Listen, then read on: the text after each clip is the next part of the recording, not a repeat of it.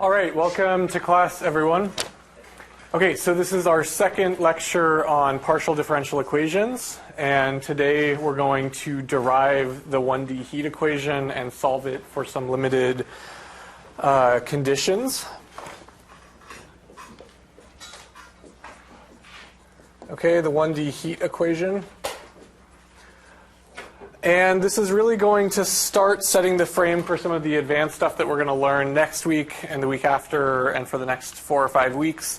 So we're going to start thinking about Fourier analysis, Laplace transforms, and the solution of spatial differential equations. So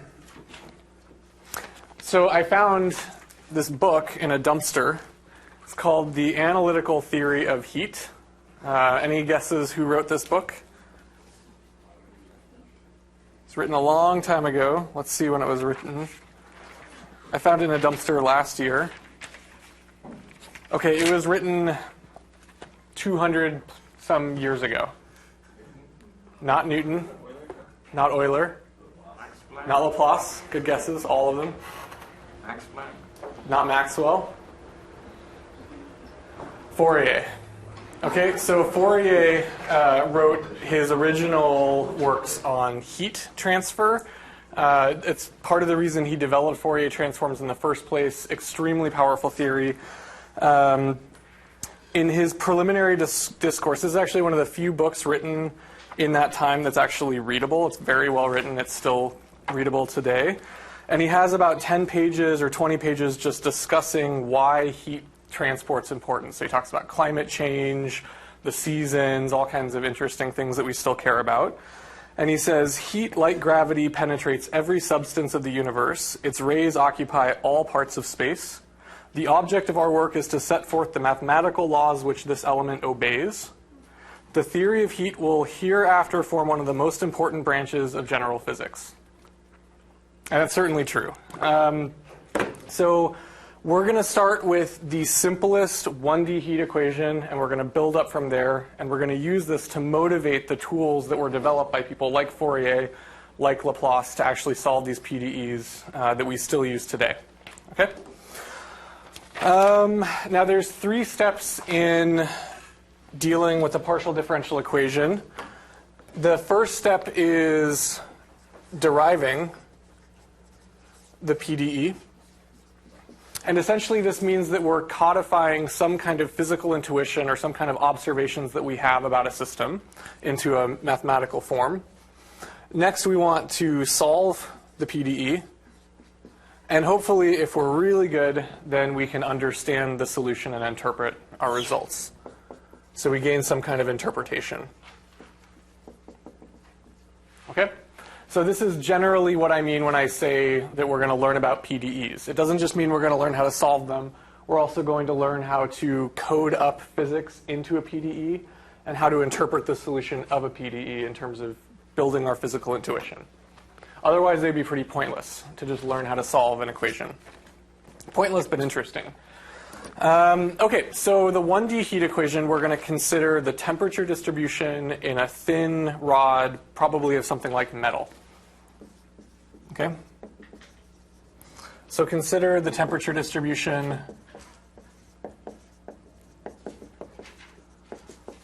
and we're going to call this some function u.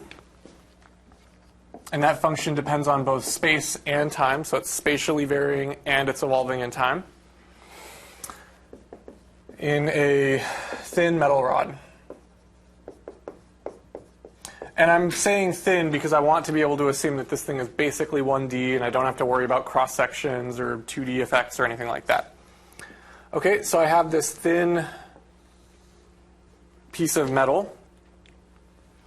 And let's say that it goes from length x equals 0 to x equals big L. So the length of this rod is L. And let's assume that I have some temperature distribution on this rod. So at every point x, there's a temperature, which I'm just graphically depicting as the height of this red curve, u of x and t. Okay, pretty straightforward so far. So all we've done is just drawn a picture. And so what we're going to do is we're going to take the common sense kind of physics of how heat is transferred in a material, and we're going to start using that to build up an equation. So this is almost always the first part, is you have some kind of a conservation law, like conservation of energy, conservation of mass or momentum. The first or second laws of thermodynamics are what we're going to use. And so the basic idea is to write down a phrase in words that describes how the physical system evolves and then try to code that up into math. Okay?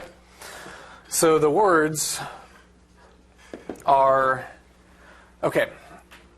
So we're interested in how this temperature distribution changes in time and in space.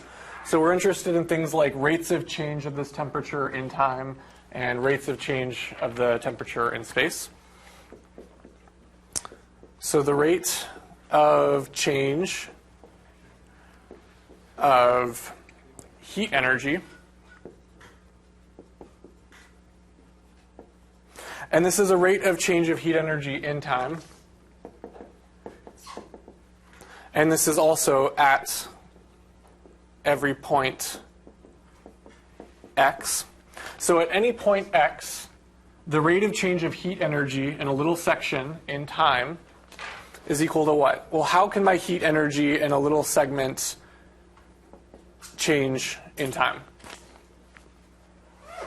What can cause my heat energy in a little piece of metal to change? First of all, what is heat energy in the first place? What does heat energy actually mean?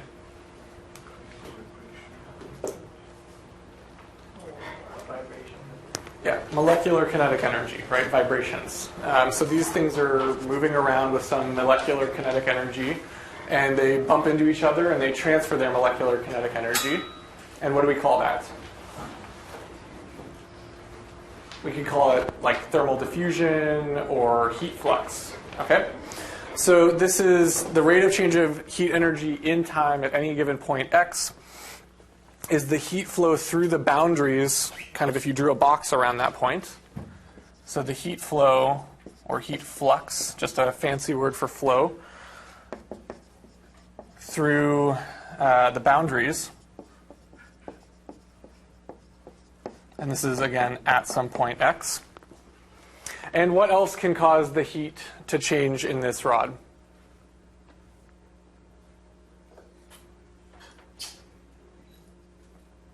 Think really, really simple. Sorry? Heat generation. What if this rod was on fire? Okay? So essentially heat generation, heat sources.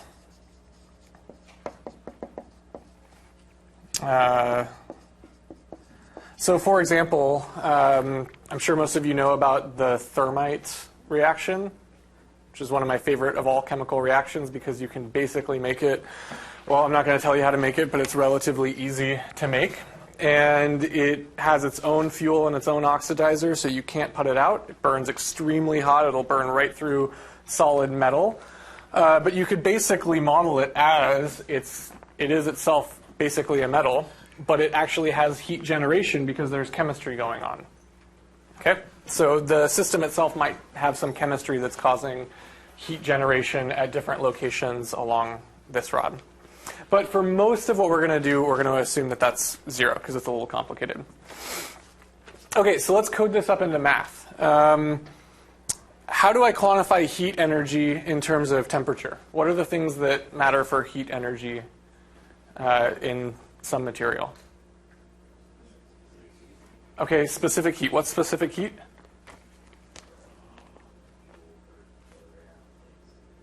Right, it's how much energy I have to add to raise the temperature of something by like 1 degree per mass, something like that, right? So I have the specific heat, C of x. Now I'm saying that it actually might vary as a function of x. This might not be a uniform material. So I have my specific heat. I also need to know what the density of this is, if I have more mass or less mass, right? So I need to know the density. And I, of course, need my temperature, x and t. This is my temperature. And this quantity here is my heat energy. Okay, so this whole thing is my heat energy. But what do I need on the left-hand side of this equation? It's not just heat energy. It's the time rate of change of heat energy. Okay, so what I really have is ddt, or partial with respect to time, of my heat energy equals what? Well, it equals heat flux through my boundaries plus heat generation. I'm just going to write it down, and then I'll show you where these terms come from. So there's something minus partial Q, partial X. I have not told you what Q is yet. Plus this big Q of X in time. So I'm just defining any heat that's generated along the length of this at any point in time is given by this function big Q. Usually we're going to call this 0. And I'm saying that this is my heat flux term.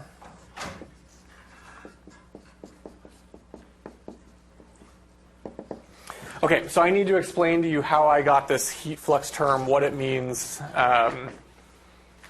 But does this basic idea make sense? I have, some material, some physical system. If I draw a box around this, then I have to have some conservation happening. I have to have, conservation of heat energy. So the rate of change of heat energy is equal to heat energy that's either lost or gained through the boundaries, plus any heat generation through, chemical reactions or anything like that. This could also be heat loss due to radiation. That's also totally valid. Okay, so I need to explain this heat flux term. So to explain the partial Q, partial X term, I'm going to draw a picture. We're going to zoom into a tiny little section of this rod.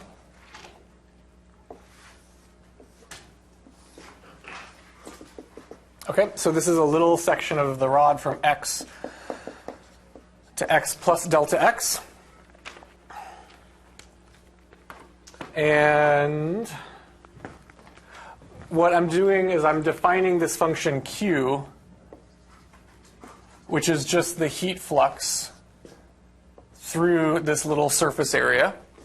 Okay, so let me make a note that the outside surface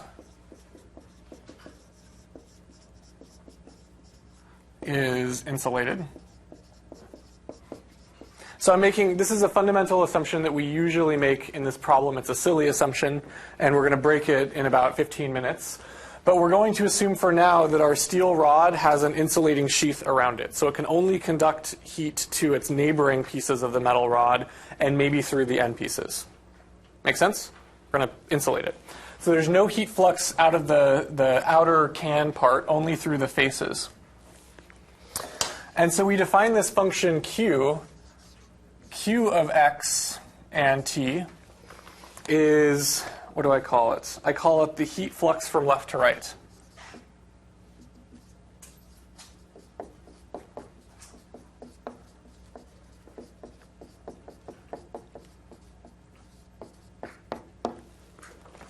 Okay. So over here, I called this the heat flux through the boundaries, and what I really should call this is the heat energy flux. This is a very technically subtle distinction. I'm going to explain why it's the heat energy flux, not just the heat flux. So the basic idea is that I can have a heat flux from the little piece of metal to the left of this one into it, and I can have heat flux from this little piece of metal to the piece just to the right of it. And I'm going to call this, Q of X and Q of X plus delta X. Now, if these are equal, if Q of X and Q of X plus delta X are equal, what happens inside of here? What's the accounting? Did I gain or lose any heat energy? I didn't gain or lose any heat energy.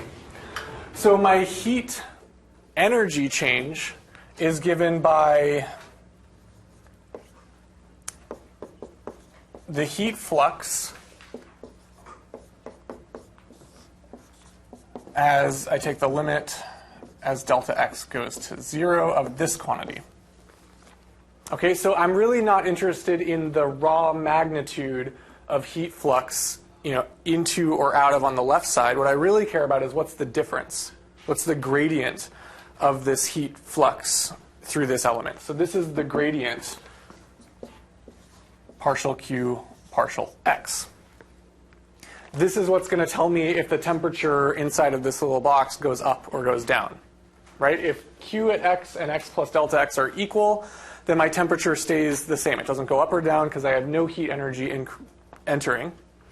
But if I have a gradient here, then I am going to have heat energy entering. And let's think about the sign here. Let's say that Q of X plus delta X is bigger than Q of X. What does that mean? So this gradient is positive, but it means that I have a net amount of heat energy leaving, which means that my temperature should go down. Okay, so I need a negative sign out here for my negative heat energy flux. And, okay, good.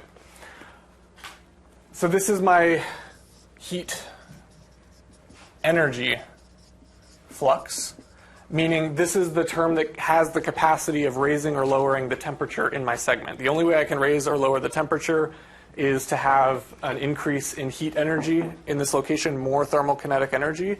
And I get that not by having a large Q, but by having a large gradient in Q. Okay, meaning I'm pumping either in or out energy.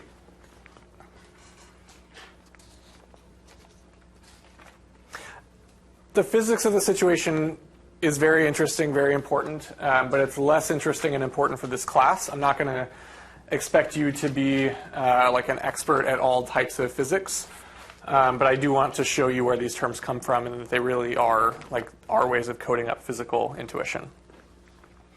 Okay, so the last thing we need to do is figure out how Q depends on temperature.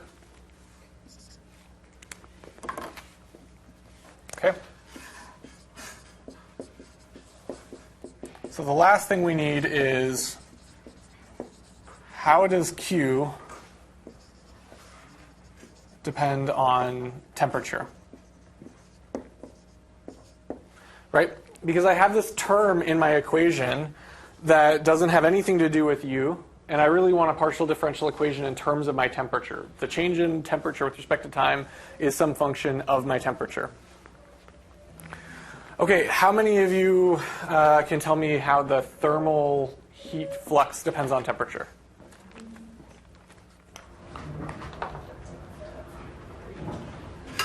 It's all in this book by Fourier. Fourier is the one who discovered this, and it bears his name.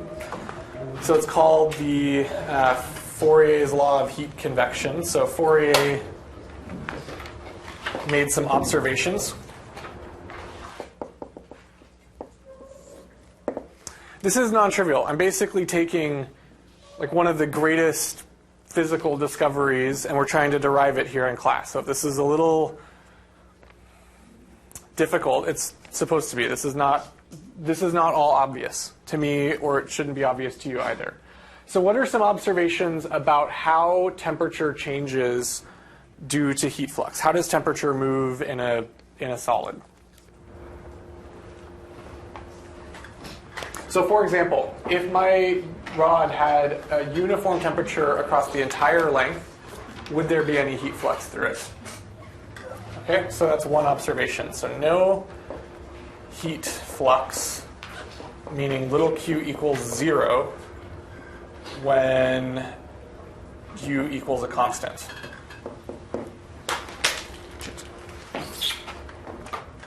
Thanks. Okay. What's another observation? How does heat flow if the temperature is non-uniform?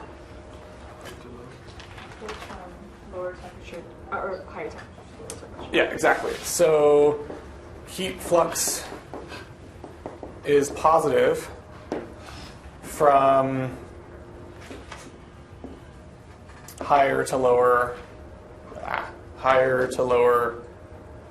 temperature.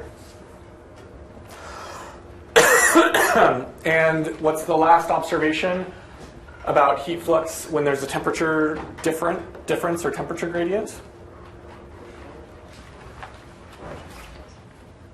Proportional. It's negative from lower to higher, but it is proportional to the temperature difference. So I get more heat flux the bigger the temperature difference is. Okay, so heat flux is proportional to delta U. Okay, so Fourier took all of these observations and he synthesized them into what's now called Fourier's law of heat conduction.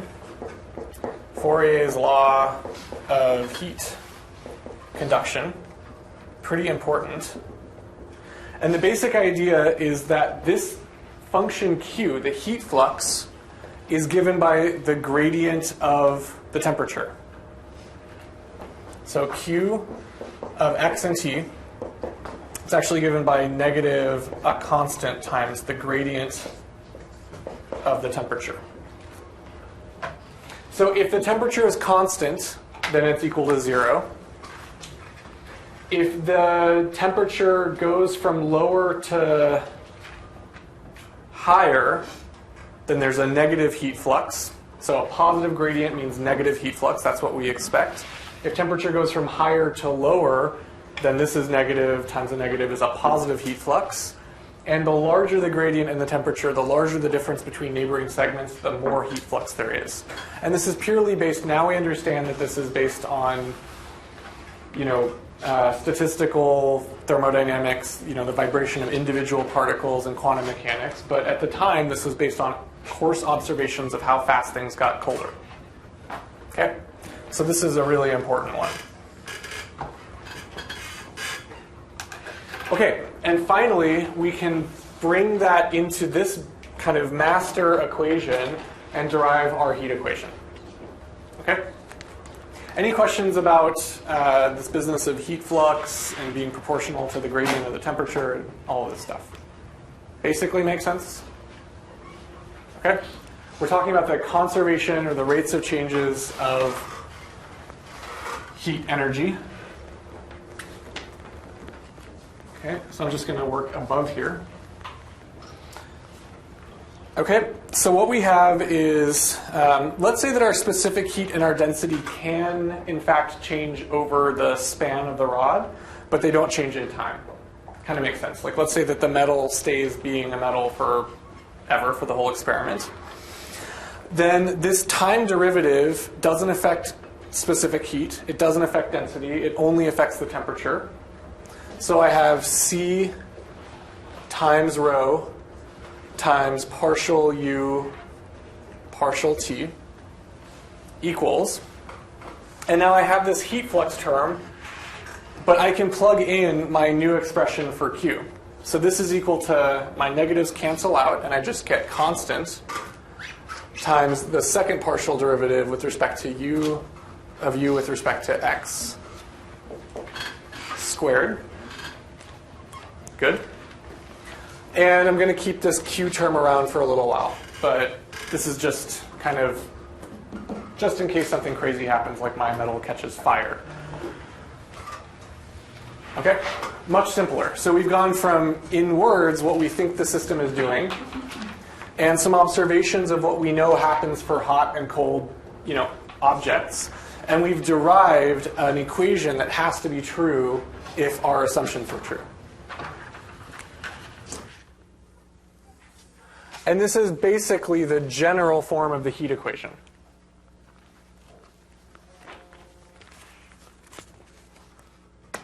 Okay. Okay, any big questions at this point? What does this K mean? What is the meaning of K? How easily the metal transfers heat. Sorry? How easily the metal transfers heat. Good. How easily the metal transfers heat. And what do we call that? Thermal conductivity.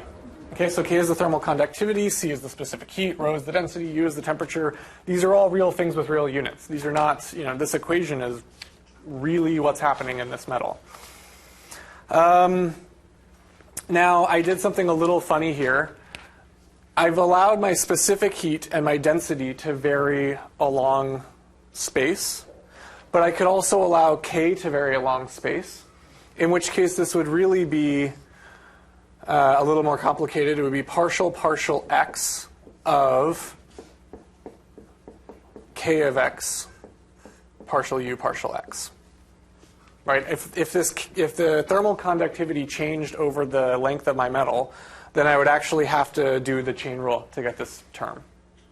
What are some examples of metals whose thermal conductivity would change over the span? Or materials? Sorry? Composites. Composites. Yeah, composites would make a lot of sense. Maybe I have some material in a centrifuge because I'm trying to separate out some parts of the material from other parts. So I might have a gradient of material properties. Okay.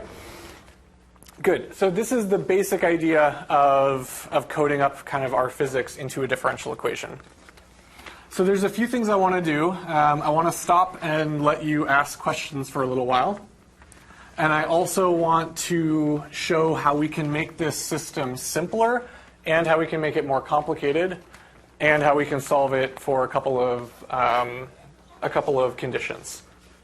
Okay, so any questions while I'm erasing at all?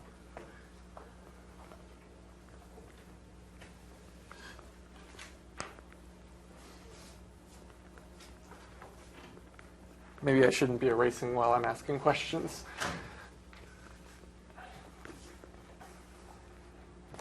Okay, so we have a differential equation, and now it's time to analyze this. So first things first, is this equation linear or nonlinear?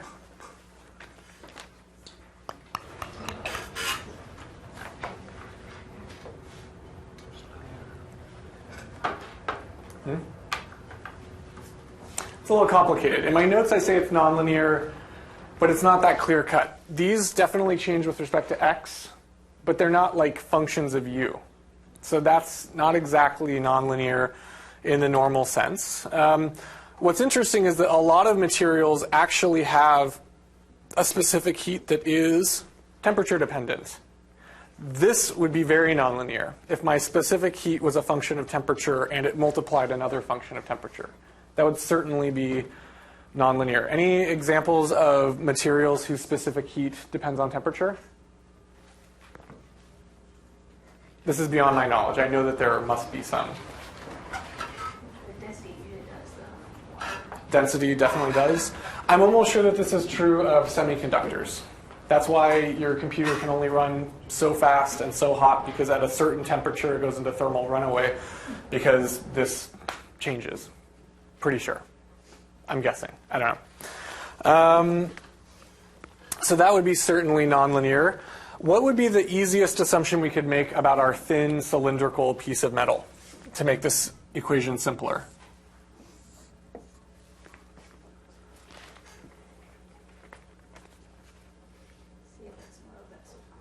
C of x, rho of x, and k of x are constant. This is really important. You need to know the general ugliest form of an equation, because there are lots of interesting systems where those are not constant and you do have q's. You need to know where this comes from. But for example, when you're on your qualifying exams or you're at a job and you need to figure out how to actually model a real solid or a real physical system, it's extremely important to be able to make the right assumptions that don't invalidate your model, but also make your physical system much simpler. Okay, so the one that you named is exactly the one I would have picked. So we're going to assume that C of x, rho of x, and k of x are constant. And that would be a pretty easy assumption as long as I just assume that this is made of one material. Okay, it's a steel rod. Nothing fancy. So if that happens, then these are just numbers. K is just a number. And what I get, let's also assume that Q is equal to 0. This thing's not on fire. Nothing crazy is happening. It's just, a regular piece of metal. Then we have a relatively simple equation, ut equals some constant k divided by c rho times u xx. Okay? Now, these numbers are all positive. So this is just a positive number. In fact, I'm going to write it the way we had it on Wednesday. It's just some positive number times uxx. I'm making this alpha squared to guarantee that it's positive, no matter what. Okay? So this is important. This is our simple, absolutely linear heat equation. And this applies to an incredible range of physical systems. This is actually really, really, really, really useful. These assumptions are fairly good. This is the 1D heat equation, so it really only applies to 1D heat transfer. But we're going to generalize this to 2D on Monday or in the homework. I haven't decided. I almost want to do it in the homework because the way that you generalize this heat equation to do 2D is using all of the great vector calculus that we learned at the end of last quarter. So remember when we derived the continuity equation using Gauss's divergence theorem? It's the exact same story here. You take those heat fluxes and you write them as integrals, and then you use your integral formulas and you take the limit as those volumes become arbitrarily small, and you recover the 2D heat equation. So maybe I will have it on the homework. I owe you a homework. Okay, and there's two more things that are important. Okay, so the equations describe the physics, right? So the equation describes the physics, and it describes it mathematically. But that's not all that we need to solve a problem. Okay, we need more information.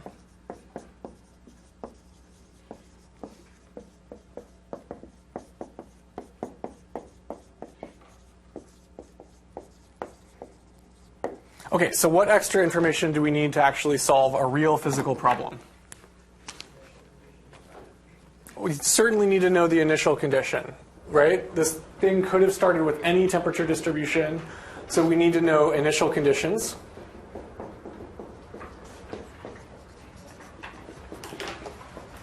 Okay, the initial conditions are usually something like U at all locations in X at my initial time 0 is some function.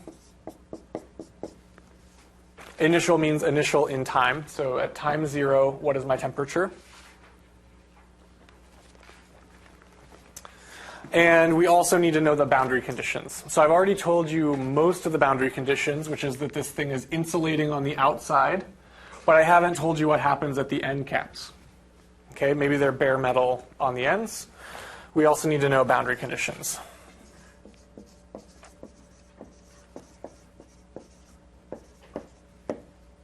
Okay, and there's a few types of boundary conditions. So I'm just going to say generally this means what happens at x equals 0 and x equals L.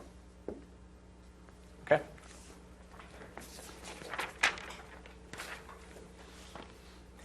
Okay, and we're going to find out kind of very carefully later that this is enough.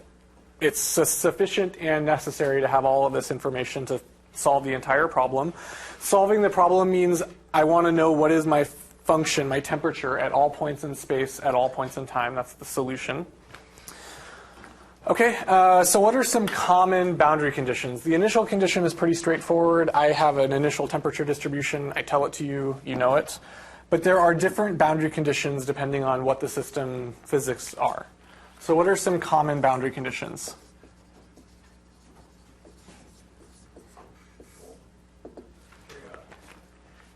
Periodic. I could take this rod and I could bend it into a circle if I was really strong and touch the ends together and make it into a circular rod. So periodic. Good. That will definitely be either on a homework or on an exam or on a qualifying exam. You'll see it sometime. You won't know when, but you'll know when you see it. What are some other good boundary conditions? Sorry, so let's write this down. This is U of 0 for all time equals U of L for all time. And probably Ux equals, it's probably continuous here also. Something like that. But you really only need this one. Okay, some other boundary conditions. Sorry? An ambient room temperature? Yeah, we could just hold these at a constant temperature. There's lots of ways to do it. For example, if I dunk them in water of different temperatures, it has such a fast heat transfer that for all practical purposes, you could hold this temperature fixed, like when you're boiling a pot of water. So that could be fixed temperature. So how would I code that up in terms of U's? What does that mean? So U at point 0 at time t is equal to some constant, and U at my other end at time t is also held constant. Okay. Another super common boundary condition is insulating, right? I could put insulation on the end caps too. Okay. And what happens if I insulate the boundary conditions? Sorry? No heat flux out of the boundaries.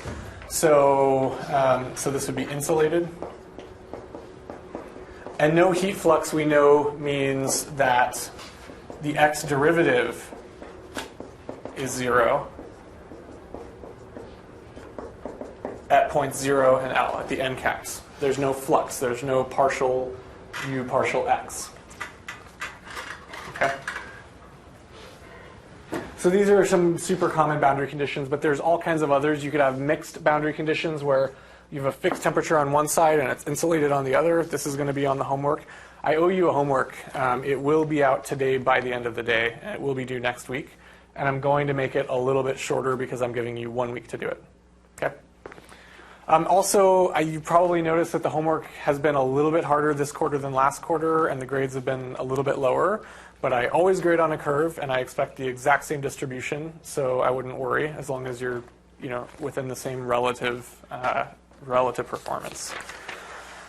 Okay, there's two last things I really want to do. They're very interesting. So the first thing we're going to do is we're going to actually solve a PDE, because we've spent a lot of time thinking about what they could possibly mean and doing a lot of math. But we should actually solve a partial differential equation so that we can say that we've learned something.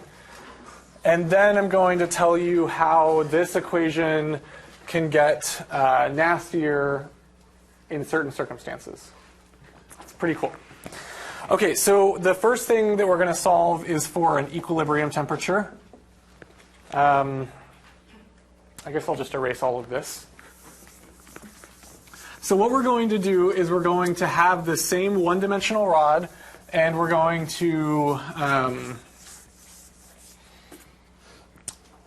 essentially try to figure out what this temperature distribution looks like at infinite time. Okay? And we're going to use this equation, ut equals alpha uxx. Remember, alpha is positive. Okay? If alpha is negative, terrible things happen. The universe implodes. So what we want to solve is for an equilibrium distribution. Okay, so what's true in equilibrium for my heat equation? What's hopefully true?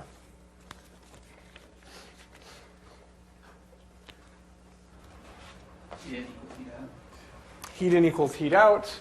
So in equilibrium, that basically means my temperature is not changing, right? If it's in equilibrium, it's not changing. So in equilibrium, ut equals 0. This is the infinite time solution because we hope that in infinite time this thing reaches an equilibrium, or else things are not good. And so we have Laplace's equation. Just uxx equals 0. So to solve the equilibrium temperature distribution, we solve Laplace's equation. This is the 1D form of Laplace. This is 1D Laplace. Remember that Laplace is like second partial of u equals 0. So in 2D, this would be uxx plus uyy equals 0. In 3D, it would be uxx plus uyy plus uzz equals 0. And that's also true for the equilibrium on a two-dimensional surface or a three-dimensional object. You'd still be solving Laplace's equation. Okay, now the great thing about Laplace's equation is that it's so simple. Okay, so let's do different boundary conditions.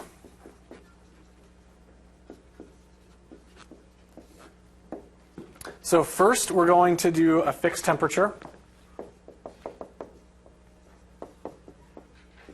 So we're going to have u at 0 and t equals, well, there is no t. U of 0 equals a, and u of L equals b. So what we're doing is we're fixing temperature A and temperature B on the ends. And it doesn't matter what the initial distribution is. I just want to know what happens after forever. Okay? So how would I solve this equation?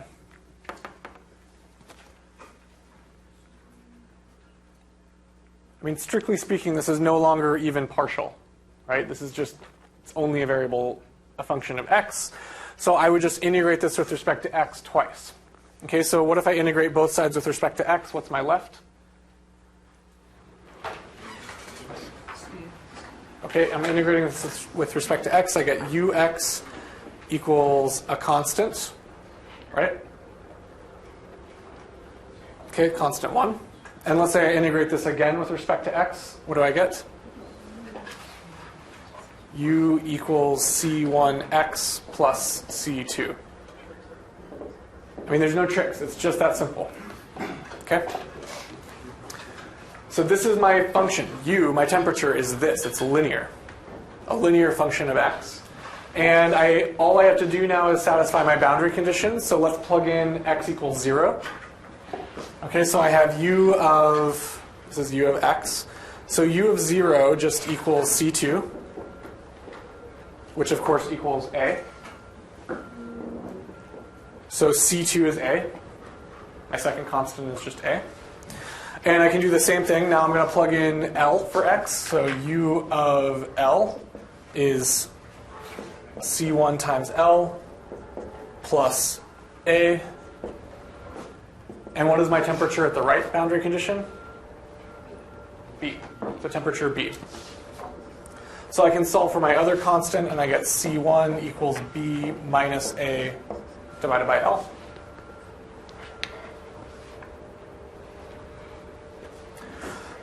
And so the equation is actually quite simple. I have u as a function of x. My temperature across the entire length is equal to a plus b minus a divided by Lx. And if I was going to draw that, what would that look like for this 1D rod?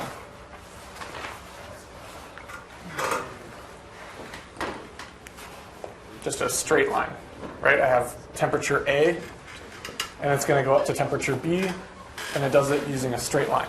That's the temperature distribution across the entire rod. Super duper simple, okay?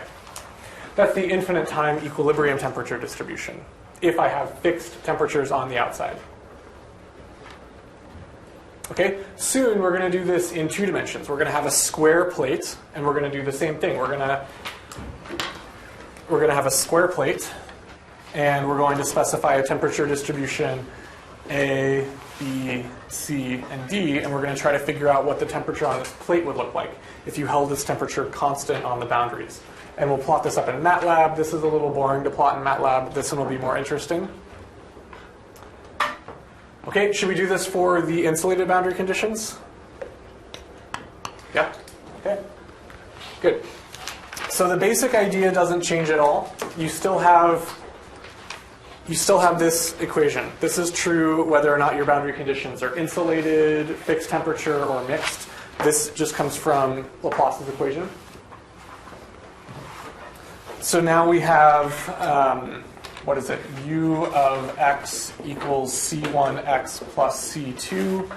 And so I'm going to take the partial with respect to x, and I just get c1.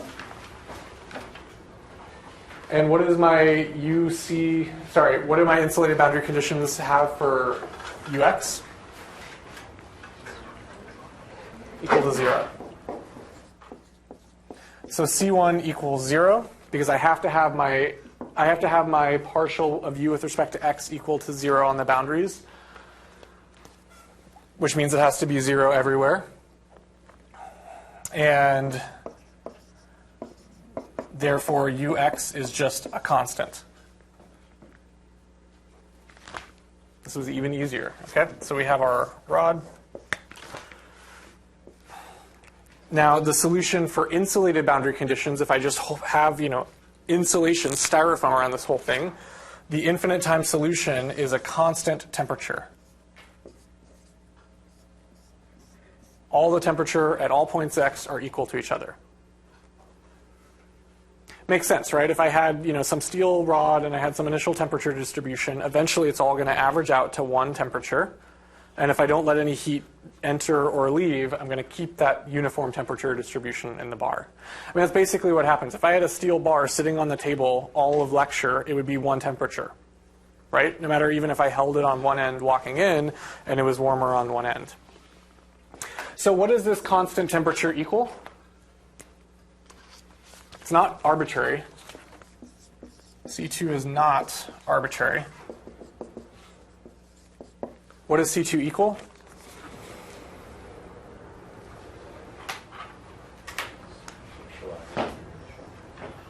Well, it equals the average temperature distribution from my initial condition, which I didn't tell you. So there's some initial condition, right? And C2 is my average temperature from my initial condition. So C2 equals 1 over the length times the integral from 0 to L of u of x at time 0 dx. Interestingly, this would be true at all time. This would be true at time 1, at time 2, at time 3, 4, 5, 6. So you could actually derive everything just from this conservation law, which is kind of neat. Okay, there's a lot more. We're going to be essentially what we've just done is we've solved the equilibrium solution where there's no change in temperature over time. So that was a huge assumption. We solved this in 1D. So the next couple of things we're going to do is we're going to learn how to write the heat equation in 2D and 3D. We're going to learn how to solve Laplace's equation in 2D and 3D. And then we're going to learn how to solve the heat equation for the transients. I want to know how I go from this initial temperature distribution, how it goes to this one. Like what happens in time as it goes to equilibrium, because that actually is really important. So we don't know what happens in the middle here, and that's one of the major things we're going to learn next week. Let me see. Okay, I have like 1 minute left, and I do want to tell you something. I'll tell you next time. So think about what this would look like if I relax the condition that this bar was insulated. So imagine that I'm sitting in a fluid bath, and I have a constant temperature on the outside, and the steel bar has its own temperature distribution. How would this equation change if I could allow heat flux out into the universe? Okay. How many of you have heard of blackbody radiation? Okay, blackbody radiation is a fourth order nonlinear term for Q. We'll talk about this later. It's the reason quantum mechanics was discovered in the first place, was because writing this down caused people to realize that we would have infinite heat energy generation in the universe if energy wasn't quantized. It's called the ultraviolet catastrophe. So we'll talk a little bit about how this Q could be interesting next lecture on Monday. All right, have a great weekend. Thank you.